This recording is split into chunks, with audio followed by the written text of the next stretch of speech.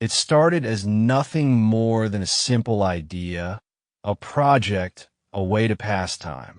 I wasn't looking for trouble. I wasn't seeking out something unnatural. But trouble has a way of finding you when you disturb what should remain buried. My name is Daniel Whitmore, and this is the last thing I will ever write.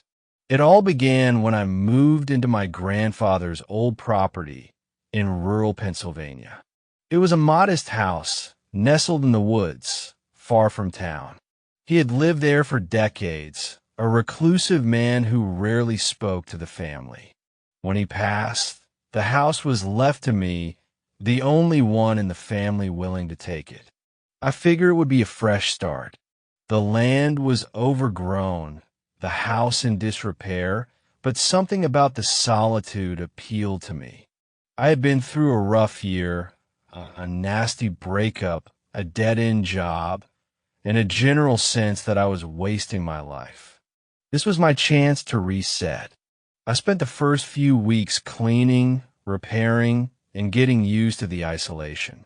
There were no neighbors for miles, no street lights, no traffic, just the whisper of the trees and the occasional hoot of an owl.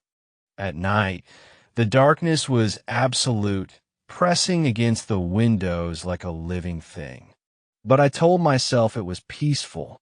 One afternoon, while clearing out the backyard, I stumbled upon something strange. Half buried beneath the tangled weeds was a wooden marker, worn with age. It had no writing on it, no indication of what it was marking. Just an old, splintered post sticking out of the earth. Curious, I decided to dig. I found an old shovel in the shed, rusted but still sturdy, and began to dig around the post. At first, it was just loose soil, but as I dug deeper, I noticed something odd. The ground was softer than it should have been, as if the earth had been disturbed before. That was the first warning sign. I should have stopped. Instead, I kept going. The hole grew wider, deeper. I wasn't even sure what I was looking for. Maybe I thought I'd find something interesting, an old box, some buried treasure, a piece of history. My grandfather had never mentioned anything unusual about the property, but he had been a secretive man. About 3 feet down, my shovel hit something solid. A hollow thunk. Excitement surged through me. I crouched down, clearing the dirt with my hands, revealing a wooden surface. It was a box, old and rotting, with thick, rusted nails sealing the lid shut. My pulse quickened as I pried at the edges. The wood was weak, breaking apart as I pulled. The lid splintered, and then the smell hit me. A wave of rot and decay, so thick it made me gag. I staggered back, covering my nose, my eyes watering from the stench. The air itself seemed to shift, becoming heavier, thicker. I felt something then, a presence, a deep, unsettling wrongness that made the hairs on my arms stand up. I should have filled the hole back in. I should have left. Instead, I leaned in. Inside the box was something wrapped in cloth. The fabric was ancient, discolored, and damp with something dark. My stomach churned as I reached out, my fingers trembling. I pulled at the cloth, unraveling it, and I saw the first sign that I had made a mistake. It wasn't bones. It wasn't a body. It was a face, not a skull, not a corpse, a face. The skin was leathery, stretched tight over something that wasn't quite human. The eyes were hollow sockets, black and empty, but I could feel them staring at me. Its mouth was twisted into something that looked like a grin. And then the cloth shifted. I dropped it and scrambled backward. My breath came in sharp gasps. The face didn't move. It didn't make a sound. But the air around me seemed to vibrate, a low hum pressing against my skull. I don't remember how long I sat there, staring at it. Eventually, I convinced myself it was just an old burial. Maybe an old preserved head, some weird historical artifact. Maybe my grandfather had found it and hidden it away. Maybe it wasn't as unnatural as it seemed. But as I stood up, I realized something. The forest was silent. No wind, no birds, no distant rustling. Just silence. Like the world itself was waiting. Watching. That night, I barely slept. Every time I closed my eyes, I saw it, that leathery, grinning face staring at me from the darkness. The silence from the woods lingered, pressing in on all sides. At some point in the early hours, I heard something, a faint scratching sound. It was coming from the backyard, from the hole. I didn't move at first. I lay in bed, eyes wide open, staring at the ceiling while that scratching sound continued. It wasn't frantic or aggressive, just slow, deliberate, like something was crawling, shifting beneath the earth. I held my breath, straining to hear. Scratch. A pause. Scratch. Scratch. The sound was coming from the backyard, from the hole. My fingers tightened around the blanket. Every instinct in me screamed not to go outside, not to look. But I had to. The rational part of my mind, what little of it remained, told me that it was probably an animal. A raccoon, maybe, or some burrowing creature disturbed by my digging. But deep down I knew. I reached for my flashlight, my hands shaking. The house was utterly silent as I crept toward the back door. I didn't even bother putting on shoes. My heart hammered as I unlocked the door, stepping onto the back porch. The air was heavy, humid. The smell of damp soil clung to me. I aimed the flashlight toward the hole. The beam wavered, my hands trembling. The dirt around the edges had shifted. It looked like something had been moving, like something had crawled out. And the box was gone. I took a slow, stumbling step forward. My breath came in short, shallow gasps. The wooden marker, the one I had found buried beneath the weeds, lay on the ground, broken in two. The scratching had stopped, but the force around me, it was still silent. Too silent. I don't remember how I got back inside, only that I locked the doors and windows behind me. I paced in the kitchen, heart racing, trying to make sense of it. Had I imagined the scratching? Maybe I had just been half asleep. Maybe an animal had dragged the box away. Maybe then I heard it. A hum. Faint, distant, like someone humming an old tune just outside the window. My blood turned to ice. I turned, eyes locked on the glass pane above the sink. It was too dark to see anything, the night pressing against the window like thick ink. My own reflection stared back at me, pale and terrified. The humming continued. Soft, almost familiar. A slow, tuneless melody drifting through the air. And then a shadow. A figure moved past the window. I stopped breathing. It was only there for a second, a shape barely visible against the night. No distinct features, just a tall, unmoving silhouette. But I felt it watching me. I dropped the flashlight. The clatter was deafening in the stillness. I grabbed a kitchen knife with trembling fingers, my pulse thundering in my ears. For a long moment, nothing happened. Then a knock. 3 soft, deliberate taps on the back door. I couldn't move. The air felt too thick, my limbs too heavy. Every nerve in my body screamed at me to run, to hide, but I just stood there, knife clenched in my fist. Another knock. Then the doorknob turned. I don't remember screaming. I don't remember bolting toward my room, slamming the door shut, or wedging the chair under the handle. But I must have, because the next thing I knew, I was huddled in the corner, shaking uncontrollably. The humming started again, right outside my bedroom door. I didn't sleep. At some point, the humming stopped. The house remained quiet, but I didn't dare open the door until daylight. When morning finally came, I forced myself to check the back door. It was still locked. No footprints. No sign of anything out of place. The hole was still there. The box was still missing. I tried to convince myself that it had been a dream, a hallucination brought on by exhaustion and paranoia. But I knew better. Something had been outside. Something had been inside. And it wasn't gone. I spent the next day filling the hole. I shoveled dirt back in, my hands blistered, my breath coming in ragged gasps. The air felt heavier, like the earth itself was resisting me. But I kept going, covering up any sign that I had disturbed whatever had been buried there. By the time I finished, I was drenched in sweat, my arms aching. But the hole was gone. I told myself it was over. I told myself I had fixed it. I was wrong. That night I heard it again. Not scratching. Not humming. Digging. I didn't sleep.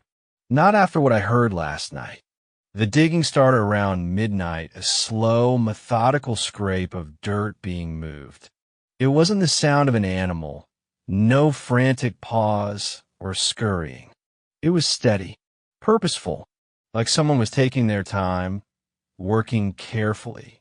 I lay in bed, my pulse hammering, too afraid to move. By 3 a.m., the noise stopped. By sunrise, I knew what I had to do. The backyard was damp with morning dew when I stepped outside, shovel in hand. My fingers were already sore from the day before, but I gripped the handle tight. I approached the spot where I had filled the hole. The dirt was disturbed. Not just dug up, but pushed aside, as if something had forced its way to the surface. And in the center of the exposed earth, the box was back. A sick wave of nausea rolled through me. My hands started shaking. I hadn't just imagined it. Something was down there, and it wanted out. I stared at the box for what felt like hours, too afraid to touch it, too afraid to look away. It was the same size, same dark wood, but the dirt clinging to it looked fresh. Like it had just been placed there, like it had just been returned. I forced myself to take a breath. I needed to get rid of it, not just bury it again. That obviously wasn't working. I needed to destroy it. With a deep inhale, I reached for the box. My fingers barely brushed the surface before a voice, low, muffled, coming from inside the box. I snatched my hand back, stumbling away so fast I nearly tripped. The whispering was faint, almost like a breeze pushing through dry leaves, but I heard it. It was speaking my name. I don't know how long I stood there, staring at the thing in horrified silence. Then the humming started again, somewhere behind me. I ran. I didn't stop until I was inside the house, the door locked behind me. I pressed my back against the wood, panting, trying to convince myself I hadn't actually heard it. But I had. The whispering, the humming, and something else. When I had turned to run, I had felt something standing behind me, close enough to touch, close enough to reach out and grab me. But I hadn't turned around. I hadn't looked. And I think that's the only reason I was still alive. I spent the next few hours pacing the house, trying to think. The box was still out there, and I had to do something. Burn it? Throw it in the river? Take it far away and bury it somewhere else? None of those options felt right. I didn't know why, but something deep in my gut told me that the box belonged to this place. It had been buried for a reason, and it wanted to be here. The idea made my skin crawl, but I knew one thing for certain. If I left it alone, it would keep coming back. Or worse, it would come inside. By afternoon, I made my decision. I grabbed a bag, a thick pair of gloves, and a roll of heavy-duty plastic. If I couldn't destroy the box, I was going to seal it away, bury it deeper, farther than I had before, far enough that nothing could bring it back. The sky was a dull gray when I stepped outside. The air felt heavier than before, thick with something unseen. The box sat exactly where I had left it. I moved fast, wrapping it in plastic, securing it with duct tape, and stuffing it inside the bag. My hand shook, but I didn't let myself stop. Then I started digging, deeper than before, deeper than felt safe. The earth smelled strange the lower I went, damp, metallic. I ignored it. I kept digging. And then, clink, my shovel hit something hard. My stomach lurched. It wasn't a rock. It was wood. Another box. No, not another. I dug frantically, dirt flying around me, panic rising in my throat. My heart pounded as I cleared the soil away, revealing the surface beneath. It was identical to the first. Same wood, same size, same deep, unnatural wrongness radiating from it. And then I realized something else. The first box, the one I had dug up, it had been resting directly above this one, like a marker, a warning. I felt sick. I had disturbed something I was never supposed to find. I scrambled out of the hole, dirt clinging to my clothes, panic making my breath come in short gasps. I needed to go. I needed to leave. But before I could move, the humming returned. Louder, closer. It was coming from below me. I looked down. The box, the second box, was shifting. Something inside was moving. I took a step back, every nerve in my body screaming to run. But I couldn't, because something was rising from the hole. Something was crawling up, and it was humming that same awful, tuneless song. I couldn't breathe. I couldn't move. I just stood there, staring into the hole, my body locked in place as something dragged itself up from the dirt. The humming was louder now, clearer. It was a voice low and distant, like a child's lullaby sung through closed lips. But there was something wrong about it, something off-key, like the notes didn't quite belong in this world. And then I saw it. A hand. No, not a hand. A shape like a hand pushing through the loose dirt. The fingers too long, the skin stretched too thin. The nails, if that's what they were, looked jagged and broken, caked in soil as they gripped the edge of the hole. Then came the other, and then the face. It was grinning at me. I don't remember running. One moment I was frozen, the next I was inside my house, slamming the door shut so hard the whole frame shook. I locked it, bolted it. But I knew it wouldn't matter. That thing outside, it wasn't bound by doors or walls. I pressed my back against the wood, my breath coming in short, ragged gasps.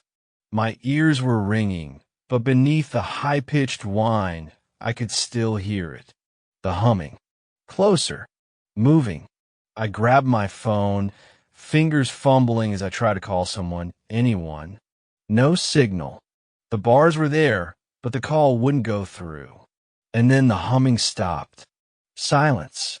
The kind that makes your skin prickle, makes your instincts scream at you to run. I turned my head toward the nearest window, my pulse hammering in my skull. Something was standing outside, right by the glass, watching me. I don't know how long I stood there, staring at the window, too afraid to blink. It wasn't just a face, it was my face. But wrong. Distorted. Like someone had taken my reflection and stretched it, pulled it too wide at the mouth, too sharp at the eyes. The skin looked damp, glistening like wet clay, and my lips were moving. Humming. I took a step back. So did it. I raised my hand. It did the same. A perfect, twisted mockery. Then it grinned, wider than should have been possible. wider than I could ever grin. And when it did, the skin at the corners of its mouth split. Dark, thick liquid seeped from the wounds, dripping down its chin. I staggered away, ball rising in my throat. Then it knocked on the glass. Once, twice, a slow, deliberate rhythm. I bolted. I don't know where I was running. My body just moved, carrying me from room to room, my mind screaming at me to find somewhere safe. But no place in this house felt safe anymore. Not with it outside, or worse, inside, because the humming wasn't coming from the window anymore. It was behind me. Close. Too close. I turned, expecting to see that thing standing there, expecting it to grab me, to drag me down into the earth where it came from. But there was nothing, just the empty hallway. The silence stretched. And then my bedroom door creaked open. Slowly, I couldn't move, couldn't breathe. Something was in there, something waiting. The hallway light flickered. A shadow moved inside the room, long-limbed, twisting. And then, in a voice that sounded almost like mine, almost human, it spoke. "You shouldn't have dug so deep, Daniel." My stomach dropped. It knew my name. I ran. Out the door. Into the night. I didn't care where I was going, only that I needed to get away. But the moment I stepped into the yard, I felt it. The air was heavy, charged with something unseen. And the ground wasn't solid anymore. It shifted beneath my feet, soft as quicksand, pulling me down. I fought against it, clawing at the dirt, my heart hammering in my chest. And then I saw them. Hands. Dozens of them.